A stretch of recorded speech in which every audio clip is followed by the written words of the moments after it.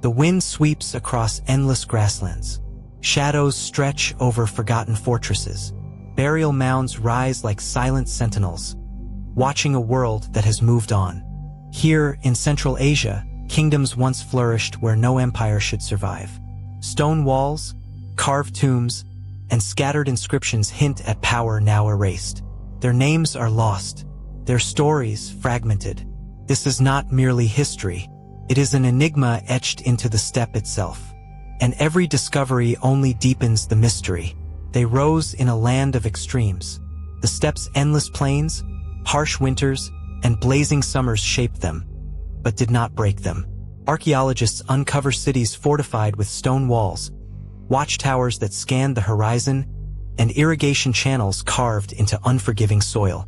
Burial mounds or kurgans hold rulers laid to rest with gold, iron, and horses ready for the journey beyond. Yet anomalies appear, mirrors from distant lands, silk threads preserved in sand, carvings of creatures not native to these plains. How could nomads command networks stretching across continents? Their rise was remarkable, defying geography itself. And yet, the end approached silently, as if written in the winds. Then silence. Fortresses crumble. Trade routes vanish. Cities lie abandoned beneath endless grass. Stone balbals, standing figures carved from rock, stare blankly into eternity.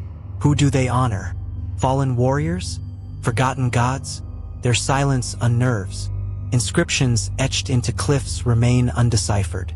Their language lost, their voices erased. Even neighboring civilizations, meticulous in recording history, leave only fragments, names half erased, kingdoms only hinted at. And in some graves, individuals appear unlike local populations. Elongated skulls, unusual tattoos, objects foreign to the steppe. Were they envoys? Traders? Or something stranger?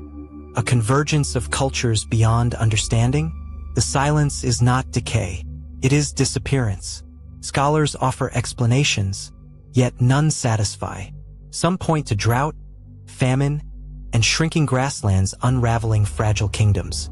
Others speak of conquest, armies from east and west sweeping across the plains, leaving survivors absorbed into new cultures. But myths whisper another story. Tales of cities swallowed by the earth, punished by gods for pride. Rulers striking bargains with sky spirits. Empires erased overnight when pacts were broken. Linguists study inscriptions, scripts resembling Turkic, echoing Iranian tongues, yet unlike any known alphabet. Was this the lost voice of a civilization, or a code meant only for its rulers? Modern DNA studies reveal even stranger truths. Gene flows from Europe, the Middle East, and East Asia converge centuries earlier than expected. The steppe kingdoms were crossroads of worlds, or perhaps something more deliberate. Yet their story takes an even stranger turn. Beyond science, legends persist. Travelers tell of ruins visible from afar, vanishing when approached. Some kurgans hide anomalies, metals unknown to ancient metallurgy, designs ahead of their time. And the balbals? Local lore says they were living once, turned to stone by divine judgment, watching endlessly over the plains. Alignments across the steppe suggest purpose. Certain balbals and mounds trace solstices and equinoxes for miles. Ancient calendars? Or something more enigmatic, knowledge beyond comprehension? Every excavation uncovers more questions than answers. Every discovery deepens the silence. And what they left behind only adds to the enigma. The steppe kingdoms rose where no empire should have thrived. They mastered trade, architecture, and perhaps even astronomy. Then they vanished, leaving only shadows, balbals, and whispers in the wind. Were they undone by climate, by conquest, by fate, or were they guardians of knowledge too ancient to survive? Their ruins endure across the plains. Their balbals still watch.